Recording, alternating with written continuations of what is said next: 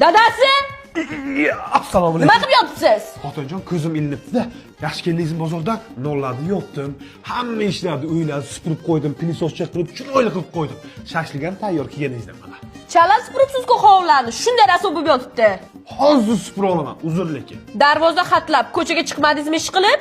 Qancha qarindoshlarim, sinfdoshlarim, o'shni-o'g'aynilarimdan siz aytganingiz uchun voz kechganku men. Hozir chiqaman, ustimni kirib almashtirib chiqay.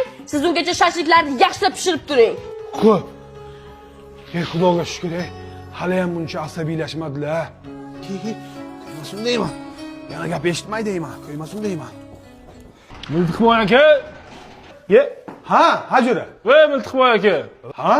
Miltiqboy aka. Karmi deyman, ha deyapman-ku. Ha deyapman-ku, ye. Ye tövbe qildim. Ye bozam tushmagan, Tinchlikmi? Ye tushunma, xotinimdan shunchalik qo'rqar ekanman. Buyoq desam qanotqonlik bo'lib qoldi. Dadasi? Ye, Nimaga so'ppay o'tiribsiz? Oyoqondagi narsalarni o'z qoningizni ichaman. Boring usta bu.